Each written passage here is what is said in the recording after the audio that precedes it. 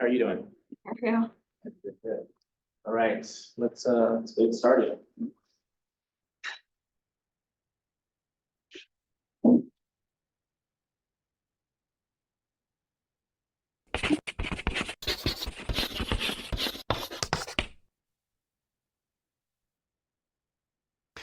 Hi, this is Brian. Welcome back to another episode of Philosopher's Notes TV. Today, another great book, The Way of the Seal by retired Commander Mark Divine. The Way of the Seal, subtitle, Think Like an Elite Warrior to Lead and Succeed.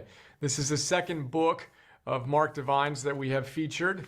The first was Unbeatable Mind. Both of these books are amazing. I'm a big fan of Mark, and over the course of the last year or two, we have gotten to know one another and consider him a good friend now. When we are texting, as it turns out, when I text, I'm taking a break right now, but when we text, apparently the last four digits in my cell phone number are 5320. That apparently is basically a junior SEAL.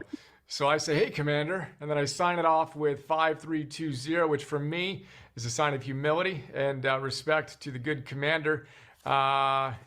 In any case, we've got a philosopher's note, a bunch of my favorite big ideas. We've got 5 of them here. Let's take a quick look. So the way of the SEAL, how to become an elite performer in our lives. Mark talks about the fact that he uses the warrior as both a real, individual that he is and has been trained to be with 20 years of service as an officer in the SEALs. He's got 25 years as a martial artist. And then he's also built 6 multi-million-dollar businesses. But that idea of a warrior who's out there striving to be the best version of themselves. We're going to bring that to our lives and look at the 8 principles of performing at an elite level like a Navy SEAL. The first one is to establish your set point, to get clear on your values and your purpose in life, to know who you are and what you're here to do. The second principle is to have what he calls front sight focus. So as a warrior, we need to have front sight focus. We know what our target is. Mark makes the point that we need to get really clear on what that is. And you got to also know that one of the reasons why SEALs can perform at such a high level and do what appears to be so much is that they take one target at a time. You can only have one target in your front sight focus. This is similar to what we talked about in the 4 disciplines of execution. You need to know what your wildly important goal is. They say you can have 1 or 2. You're only going to go 1 into that front sight focus, right? But you certainly can't have 3, even 3 or 5, or certainly not 5 or 10 or 20. You can't diffuse your efforts. You need to get clear on what's worthy of you and then be willing to go all in on that. As you do that, you're going to face challenges, obviously, and one of the principles down the road is to, when you inevitably face the challenges, the fog of war, the chaos of war, as Mark describes it, you need to simplify your battlefield and create micro goals. So you have your big, wildly important goal, and then we need to break it down so we have our next micro goal we're hitting after, or going after, front sight focus, front sight focus, front sight focus. So the question for you is, what is in your front sight focus? What is the most important goal you are working on in your life right now? If you want to operate at a higher level, get clarity on that, then have the combined clarity and courage to actually go out and execute that mission. That's our first big idea. The second one is the sentinel. So Mark talks about the fact that we need to gain control of our mind. He wrote an entire book on this called Unbeatable Mind, but in this book he walks us through what he calls the direct process. So first, imagine you have a sentinel who is observing the traffic going in and out of your mind, right? So you've got a sentinel that is always on duty. We want that sentinel to always be on duty. This is why we meditate. This is why we train our mind. And we can do this to optimize Mark Divine style. So he says we need to use our sentinel to direct our mind. Acronym for what? First thing we need to do is we need to detect, we need to know when our mind is off. All right, so you need to be able to detect the negative thoughts. And you got to know that detecting the negative is actually a really positive thing. Simply having the awareness of what's working and what's not is always the first step. Now, when you notice that that's not enough, you can't just notice it, then let it run all over you. You've got to do what he calls interdict it. You need to stop it. You need to literally say to yourself, stop. Nope, not letting that train of thought go. So you direct it, you detect it rather, you interdict it, and then you redirect it. Right? So you notice it was going in the wrong direction, you stop that, then you redirect it into the positive direction that you're committed to flowing in. And then he says you need to energize it. You need to get powerful, energize it with a sense of presence and emotional energy so you're excited about what you're going to do, and then you communicate to yourself in a positive way. One of Mark's mantras, which again, mantra literally means a tool of the mind. One of his mantras that got him through Hell Week and that he uses, at least when he was writing this book, all the time, he is looking good, feeling good, I should be in Hollywood. When you're having a tough time and you're chanting that to yourself, focuses your mind in a powerful way. As I said in the note, when I first read this, I just loved that phrase. So I started saying it, and Emerson would start saying it. He loved it. He had no idea where Hollywood was, but he thought it was pretty funny. And then Mark came out and visited us not too long ago. Emerson got to meet him, and Mark is kind of my hero that I talk about. What do you think Commander Divine would do, right? When we're celebrating Veterans Day, we're thinking about Mark and his service and his contribution. But we want to have that fun dialogue with ourselves, right? So we've detected the negative, we've interdicted, we've stopped it, we're redirecting it to the positive, we're energizing it, we're communicating to ourselves, and then what? Then the final step is you need to train that. That can't be a, I do it when I feel like it thing. I do it once in a while. It's got to be in every time we notice that our mind is going in the wrong direction, we train it, we train it, we train it. So that becomes the default position, which we're going to talk about more in our final big idea. But that's your sentinel directing your mind in the most powerful, positive way. Another thing that Mark says, I think it was an Unbeatable Mind, first, you need to win in your mind. You're never going to win in life if you can't get yourself to win in your mind. And if you're allowing these negative thoughts to just go off whenever they want to, we won't have that mental discipline, which is the source of mental toughness. So direct your mind. The third big idea here is you got your front side focus, then you need to commit. You need to be willing to go all in. Mark quotes the most wonderful, wise Jedi ever, Yoda. Do or do not. There is no try. Decide what you're going to do. Get clear on it. Do your whoop process through it. Is it attainable? Can you really do it? A stretch goal. It's not a snap goal. It's a stretch goal that you can do. Get clear and then be willing to go all in. This psychology of utter commitment is what my coach Phil Stutz describes it as. And when he read one of our plus ones on Mark Divine's Simplify the Battlefield, he absolutely loved it. That idea of simplifying your battlefield, maintaining frontside focus, and then being willing to go all in. So psychology of utter commitment, you're all in. Mark says that commitment is a one-way street. And too often we say, yeah, I'm going to do this, and it gets a little tough when we back off, right? So we've got to know it's going to be challenging and then commit, go all in, etc. So think about that. And then again, as you start doubting yourself, simplify your battlefield, make your goals smaller and smaller and smaller. As you do that, one of Mark's big themes as well is you 20x your potential. So in one of his trainings, he has his students assume the plank position, for example. So how long do you think these guys hold the plank position for? If I went down and did that, I haven't done that for time in quite a while, right? But you're thinking in like minutes, right? Like, okay, I don't know, like minute and a half, 2 minutes, 3 minutes, maybe 4 minutes, 5 minutes, if you're really feeling it, right? We were chatting literally last week about this, and 63 minutes, something absurd like that, is how long these guys and women hold plank. How do they do that? Well, they simplify the battlefield. They're focused on what they're going to do. And he has some other techniques that he teaches, including the breath and mantra, etc. But and they're committed, is the point with this. They're committed to doing their best. You can do some amazing things when you're willing to step up with that level of intense commitment.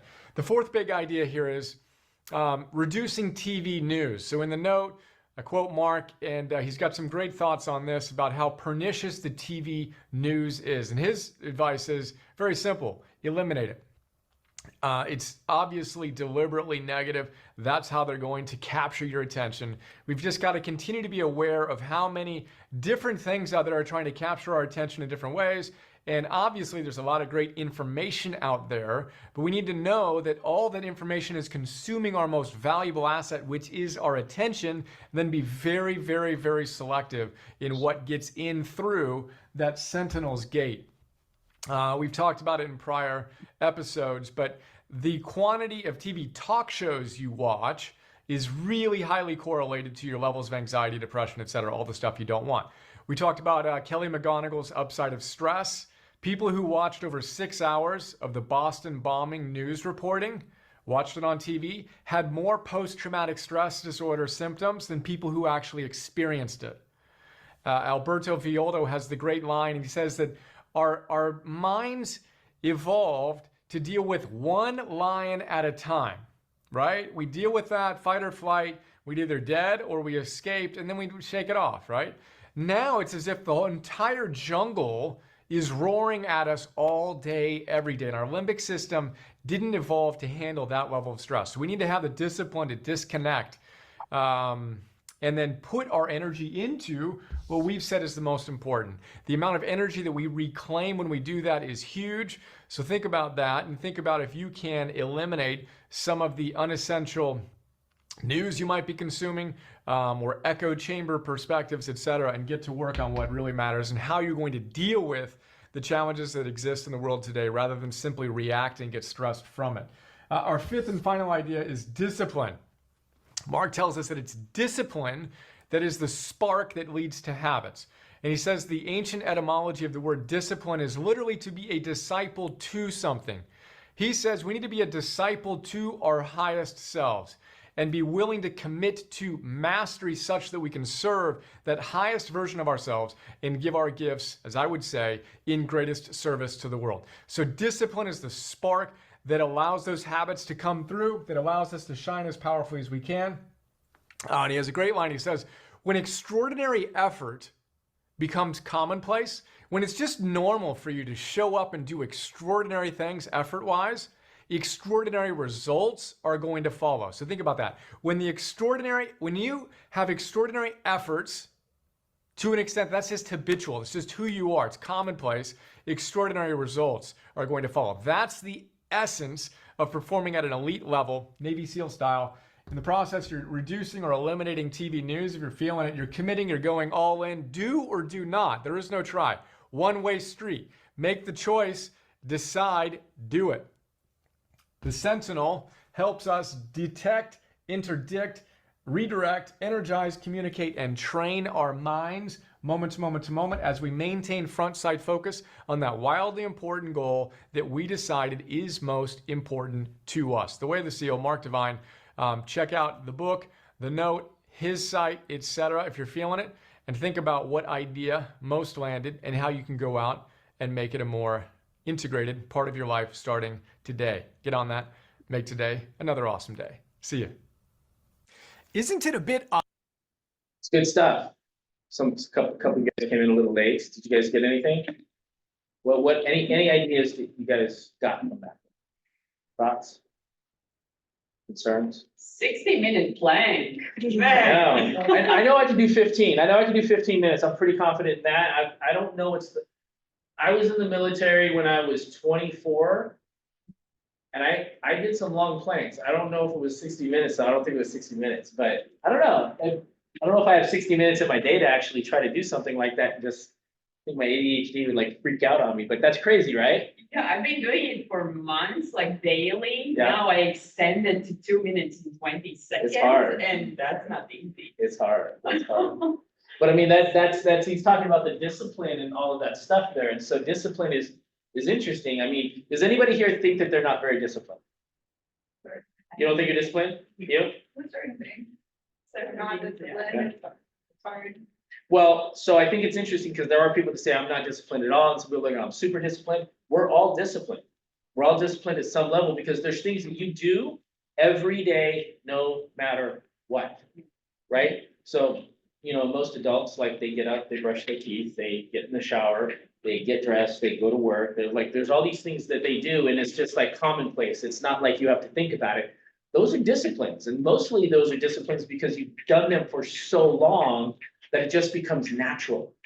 And it's not that you have a natural habit to do that, because there's days that I don't wanna get up, like, do not, like, no. No, like, I have my, here, I'll show you this.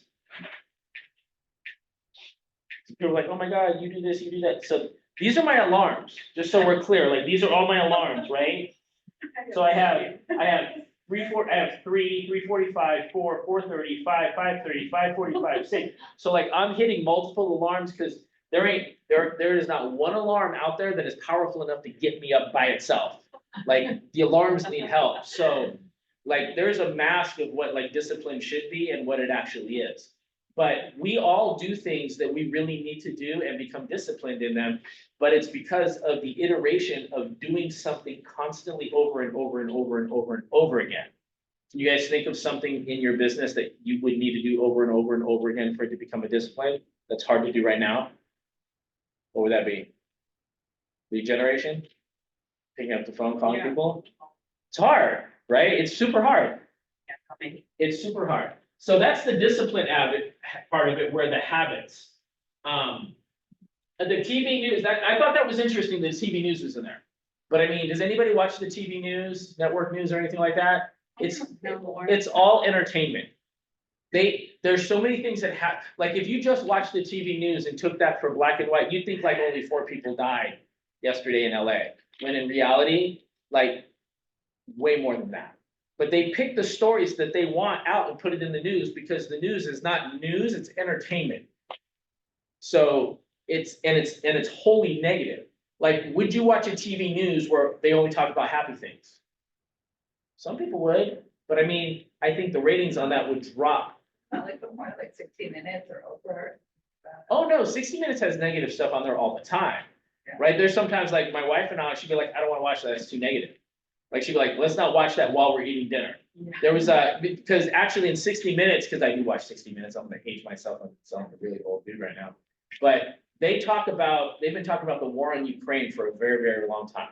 Like, that is a big, big conversation on there, and some of the atrocities and craziness that's happening out there. They talk about negative things with politics and all that stuff. So I don't think a super positive news program would actually ever survive, because people aren't interested in that. I think that's why TikTok is so popular, because there's a lot of positive things on there, and it's like quick dopamine hits to where you can like get something quick and move on. But yeah, I got rid of the TV news a long time ago. So I mean, does anybody remember when North Korea was freaking out, like they were gonna bomb us, and like, remember all that, what happened with that? Well, it became not newsworthy anymore, and it never happened. So they got your attention, and they do things to get your attention. So news, I thought, was very, very interesting. If you go back up to number 1, the first thing he was talking about is the focus aspect of it. I think this is something that I do myself. So what is your goal, and go all in? So he talked about doing a big goal and doing a micro goal. So I learned this when I first got into real estate. I was given the Millionaire Real Estate Agent book, which is the book written by Gary Keller. And just the title alone, Millionaire Real Estate Agent, that seems very esoteric. And I found that it's very, very hard to see that path. Like, how do you become a millionaire real estate agent? So what I did is that I broke it down to the ridiculous, to where I have the big goal of, this is the millionaire up here, but like, so I'll give you an example. Who would like to make $300,000 in the next 12 months? Anybody? Everybody? Okay, so I'll go over to this board here just to give myself some more space. So if you wanted to do $300,000, so the goal is 300K. And so what is the average sale price in this office is 1.5 million, right? So 2.5% is the $37,500. So this is the big goal, right? 300K, 12 months. 1.5 million, 2.5%, that's $37,000 per deal. So how many deals would that have to be to hit 37,000? 9. 9 deals. Sandy, can you do that math? 37,509 times? What does that come out to be? 1 second. Should have been like, hey Siri. Actually, 37,500, I'm 337,500. 337,500. 500. Spot on. So this, because now you have, so when you guys are all running your own business, so there's costs and expenses. So you could just take the 37,500 and X that out. That's your costs and expenses for doing business in general. So now 9 deals has you at 300,000.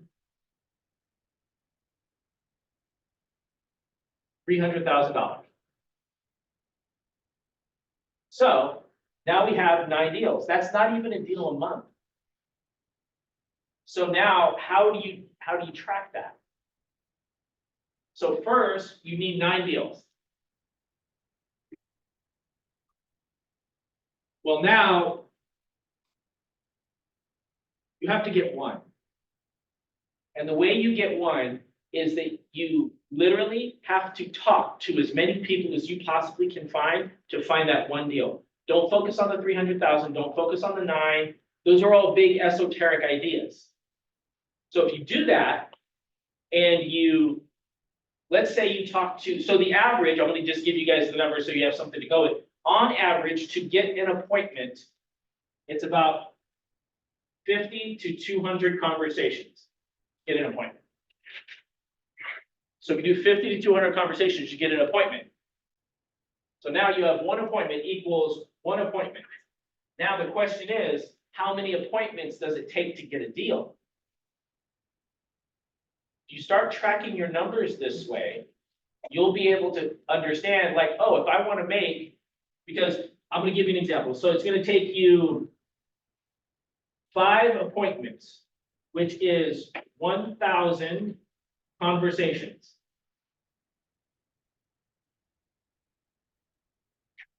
Equals 1 deal, right? So 1,000 conversations equal 5 appointments equals 1 deal. Now I've given you all the components to actually track what you need to do here. So how many appointments do you need to have 10 deals? 10,000. 50. You're guessing. Do you know what it is? So it's 5 appointments equal 1 deal. Oh, 5 appointments, 1 deal, and how many what? To get 10, How 10 many? deals. 5 times 10, 50. Yeah. 50, there we go. I can't give you all the answers, you guys have to figure it out for yourself.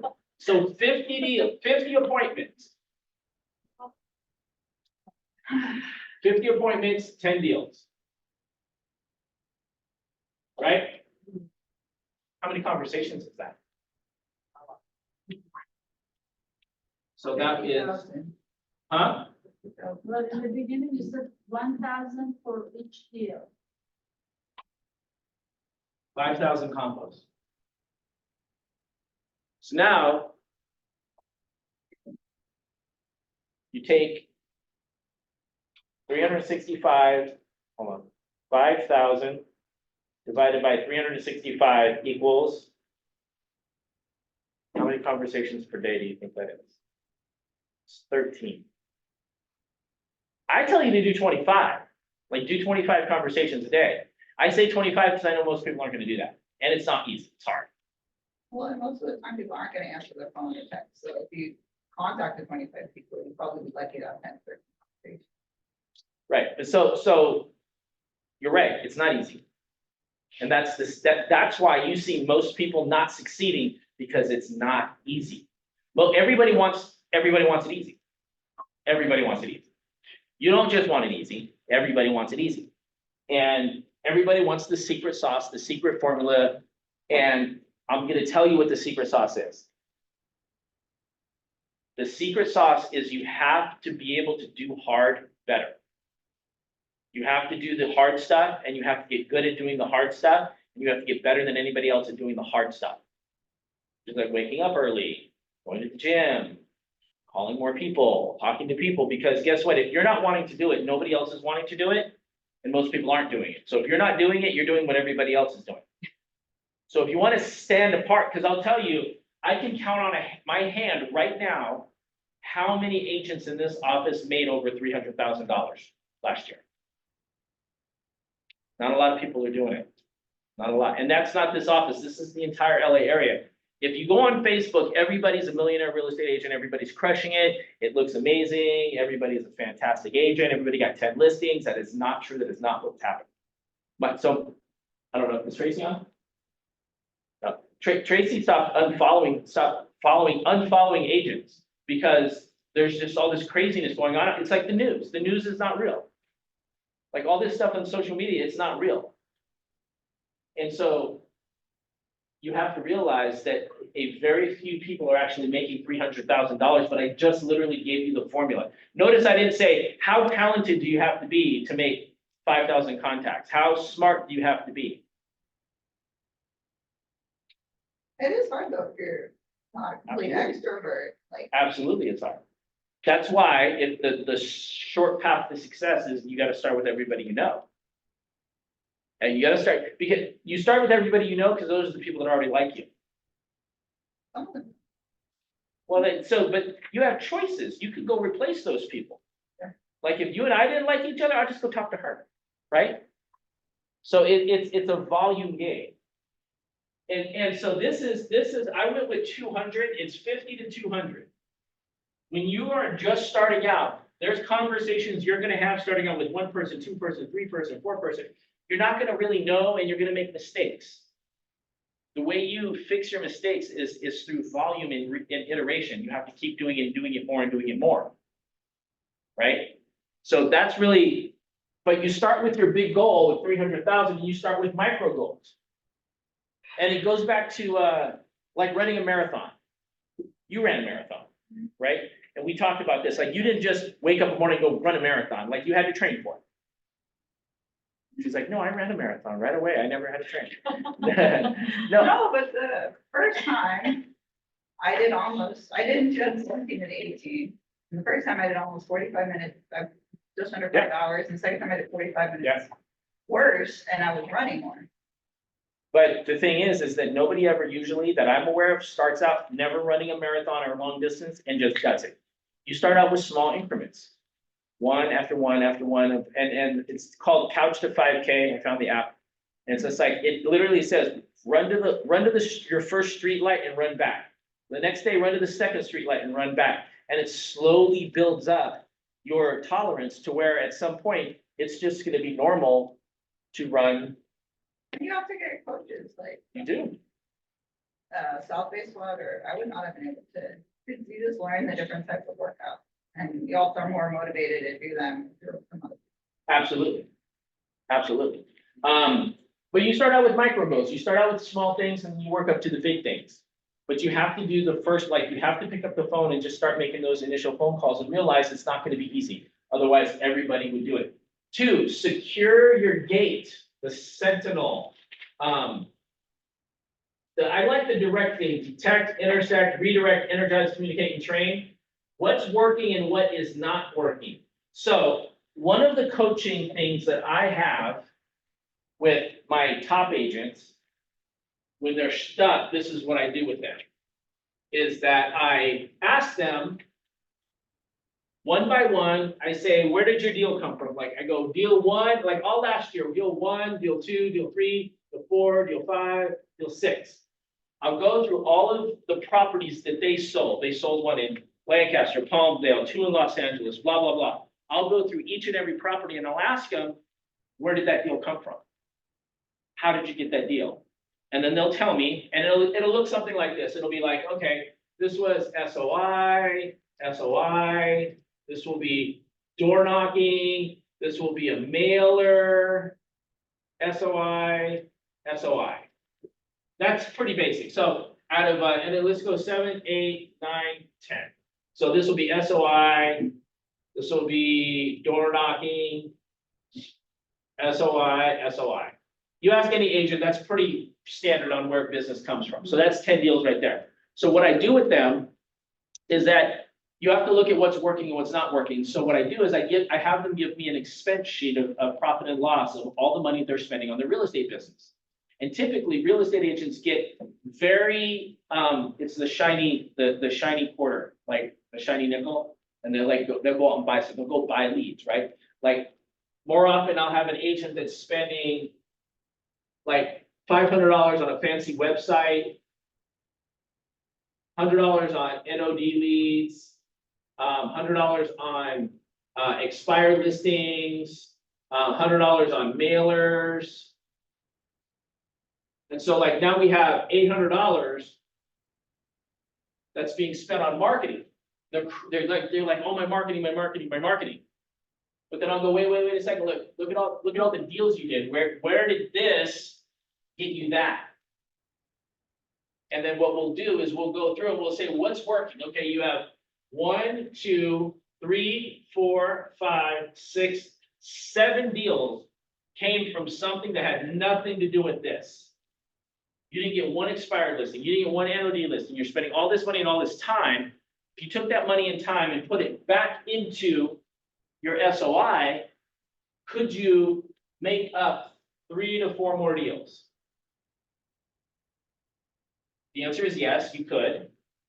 But we have this idea that we want to cast this wide net and catch all these fish. But in reality, what happens is you cast this wide net, all the fish run, and the net hits the water and you bring it back, there's nothing in it.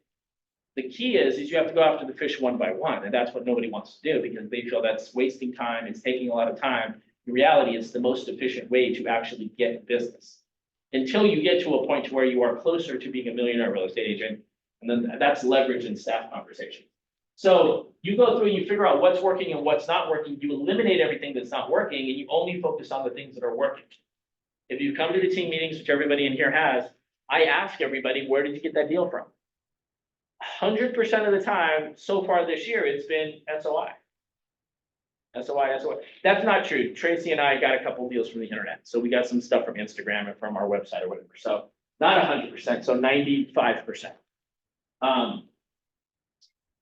So marketing and leads, that's what I'm talking about there. Weekends. I think, in my opinion, weekends for real estate agents are probably the most underutilized tool that's out there. Everybody takes weekends off. I don't get it. Now, if your bank account's like, hey, you're good, take the weekend off, then take the weekend off. But if your bank account's going, listen, I need some help. You know what, I want to go on vacation, but I can only think about vacations. I can't really actually go on vacations. Then if your finances are not where they need to be, then to me, because you are your own business. This is not a 9-to-5 job. I'm not your boss.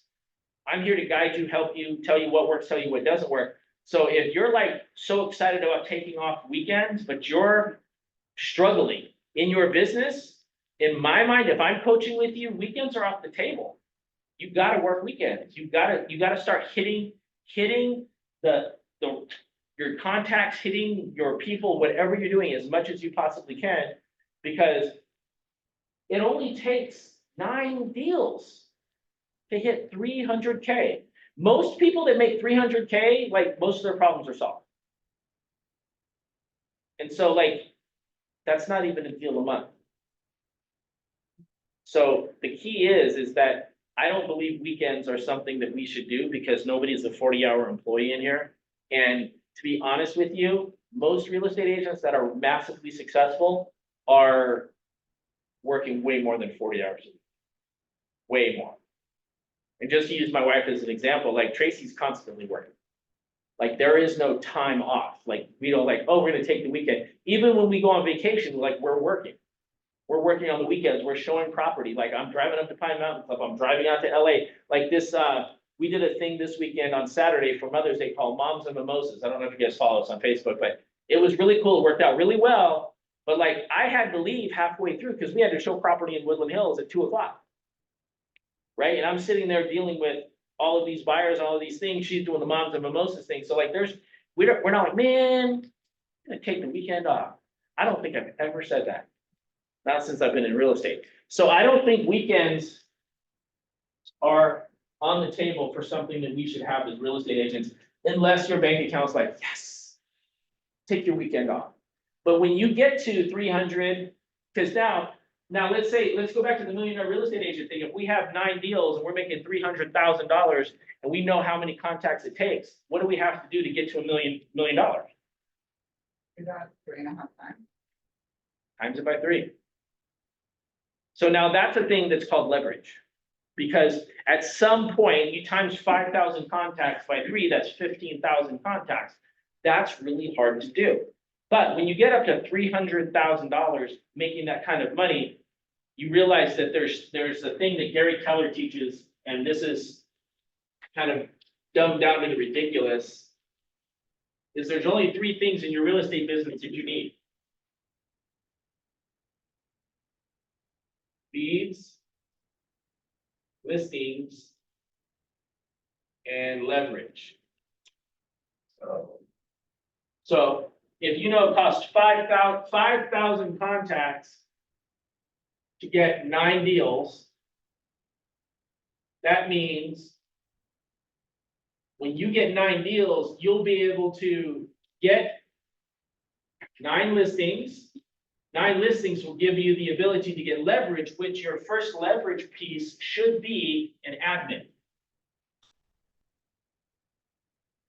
So like one of our admin is a TC. We have like a super strong TC that's almost like an assistant, but he's really just a TC.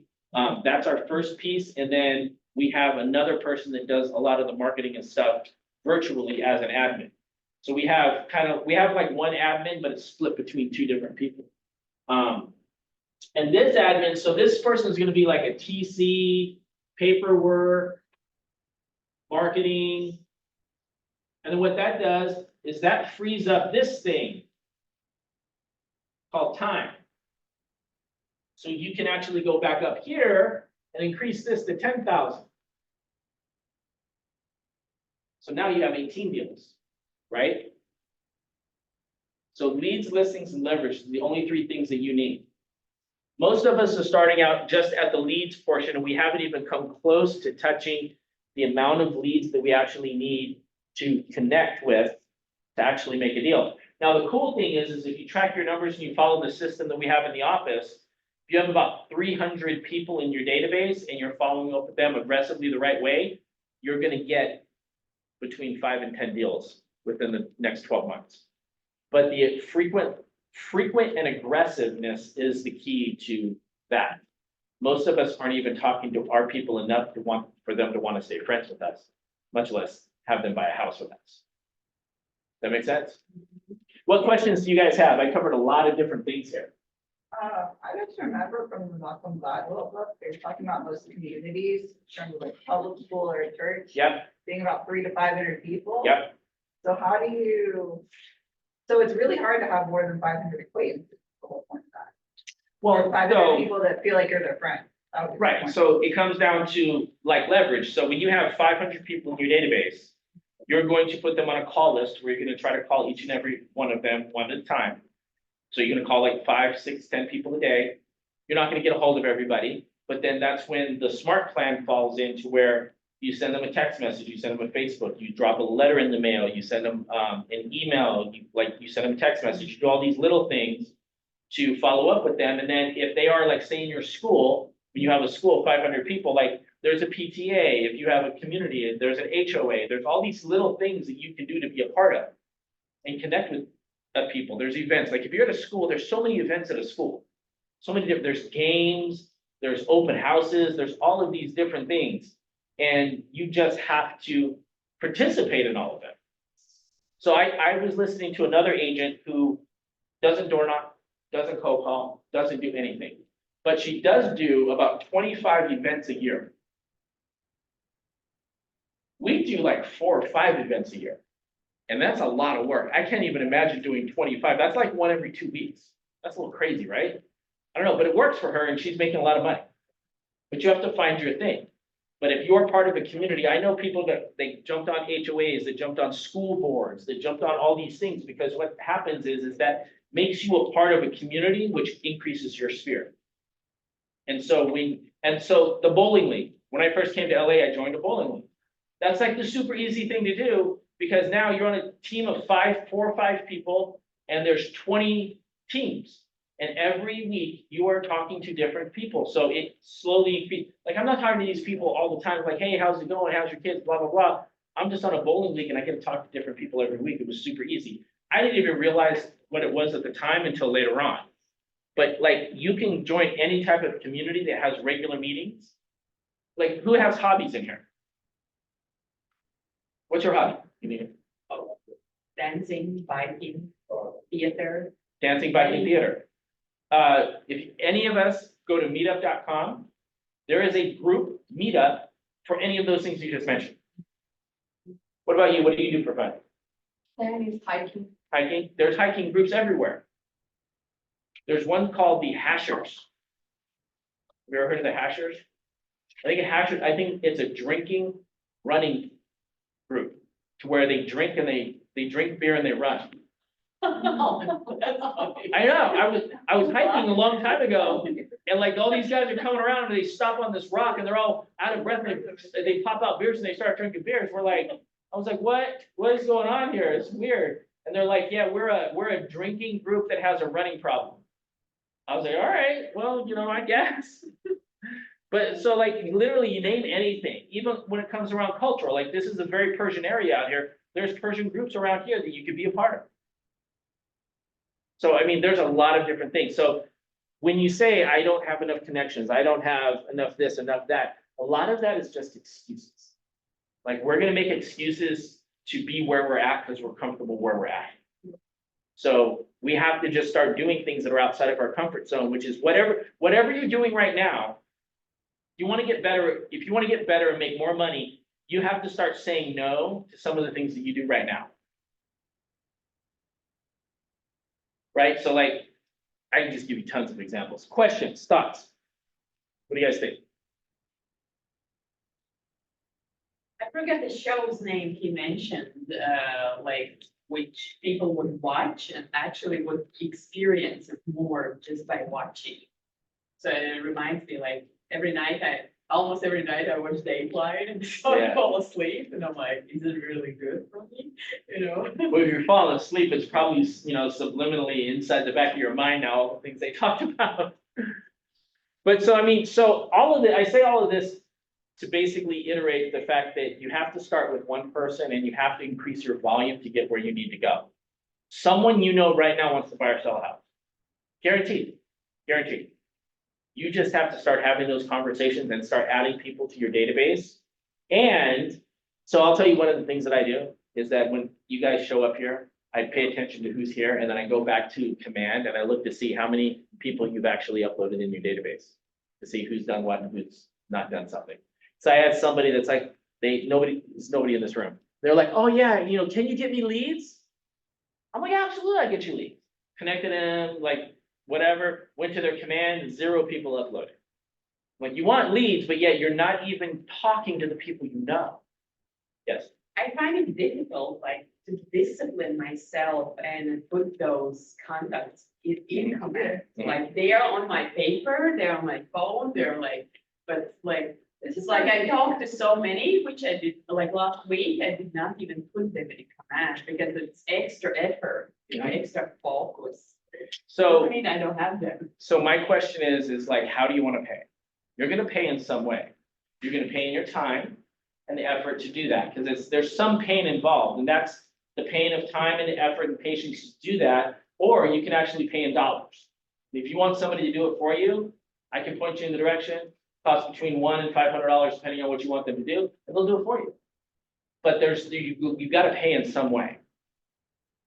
Cash, monetary, or time and effort. I think that I added my contact list when I first came here, but I'm just not used to using that, like, so I'm still calling and texting people. Yeah. It's easier. Well, that's the thing, is you're comfortable with doing it one way, so you have to get out of your comfort zone, because if you set up a smart plan.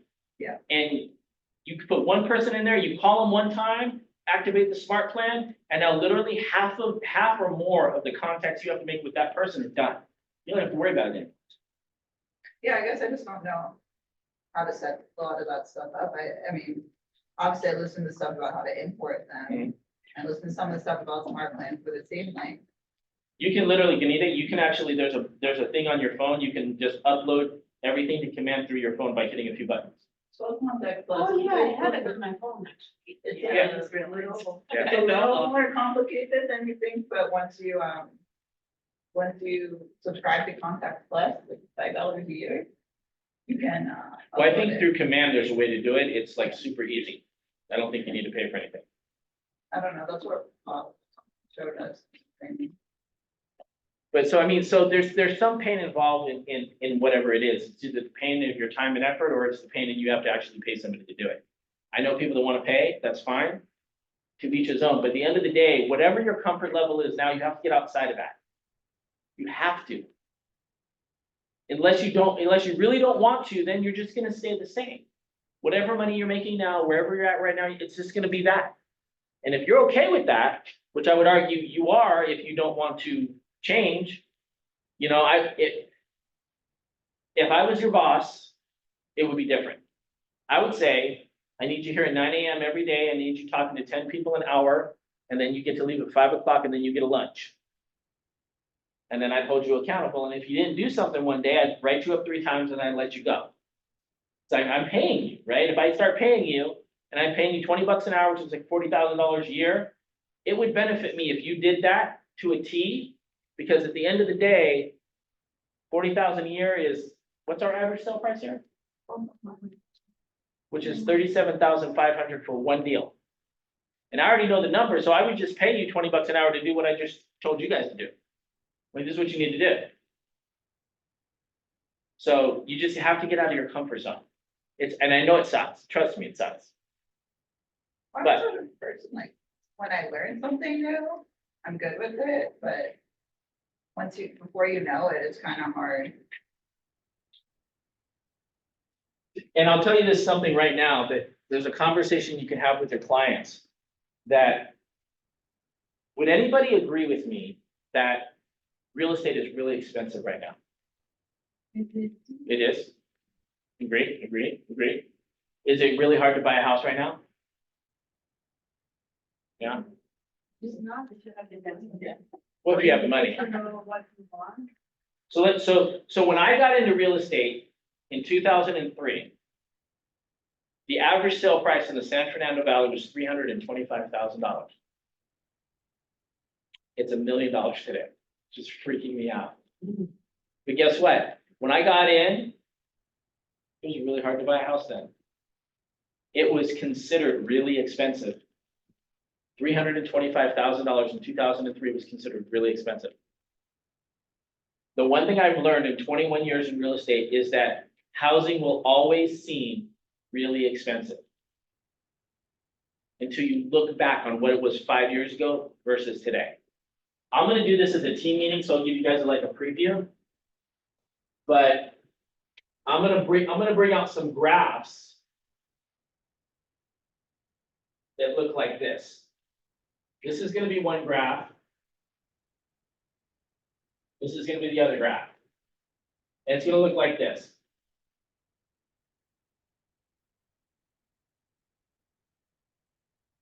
Can anybody tell me what those two graphs would be? This is gonna be home prices. Time. 325, $1 million. This, anybody guess? Rent. They're the same. They're the same.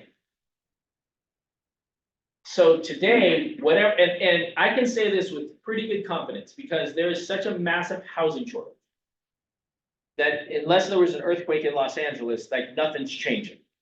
They're not going to build more homes miraculously out of the blue. And even if they were building, I think it's 5 million homes a year for like 10 years. I don't know if they'd still catch up. So there is a massive housing shortage, and the population is not going anywhere. LA has the best weather in any place that you could ever find. So there's always going to be people that want to work here. We have entertainment, we have a lot of things. So housing prices in this area are probably not going to drop in my lifetime.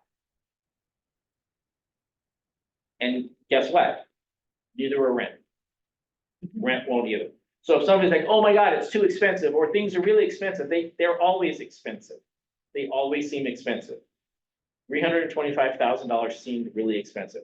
I tried to buy when in 2003 to 2005, there was like 5 homes that I tried to buy, and I made excuses. Oh, interest rates, oh, condition, oh, location, and all of these things on why I shouldn't buy something, and I didn't buy them. I'd be a multi-millionaire if I would have bought those homes. If I could go, so, and I always tell people, this is my big aha in real estate. That if I were to go back to 2003 and literally buy any home that I saw, every home that I ever looked at, if I bought every one of them, regardless of price, interest rate, condition, location, market, any of that, I mean, just bought them all, no matter what, I just figured out a way to do it. I wouldn't be here. I'll be on a private plane, on a private island, drinking some fancy drink, and I wouldn't know any of y'all. Because we don't see things for how they're gonna be, we see things how they are, and a lot of the perception of how it is based on what the media and what everybody tells you. In reality, if you want to deal in real estate, the deal is whatever you go to the MLS and see. That's the deal. Because tomorrow, it'll be worth more. Day after that, it'll be worth more. It'll be worth more, guaranteed. So, all right, questions before we wrap this up? Going once? Going twice? All right, let's play the last video and get out of here. Thank you, guys.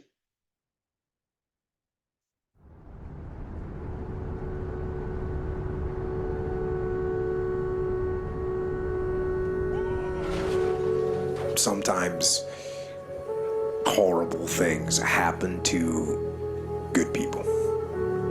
Life isn't fair, and it can be heart-wrenching.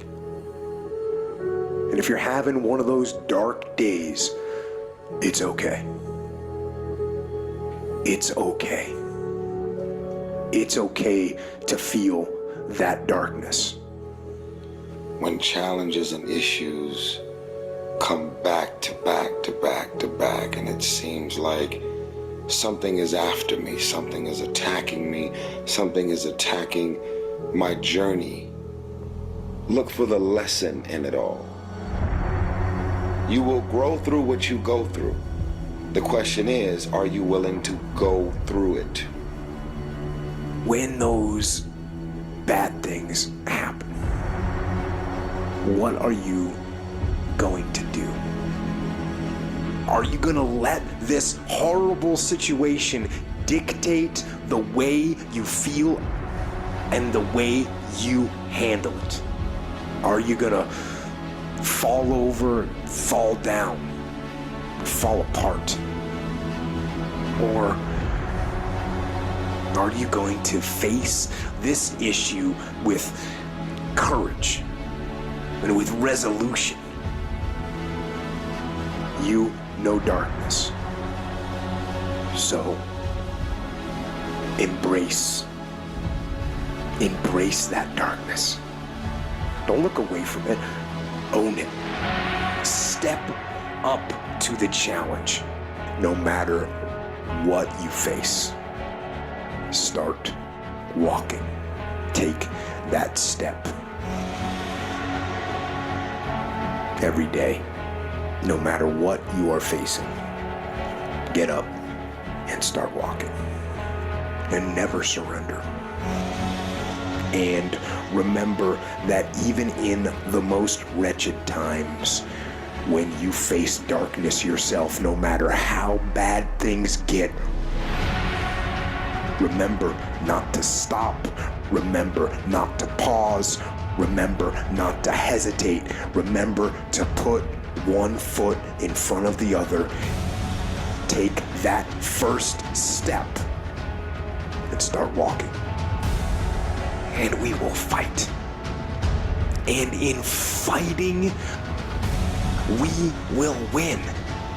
And if not the battle, and if not the war, we will win because our spirit, it will never surrender.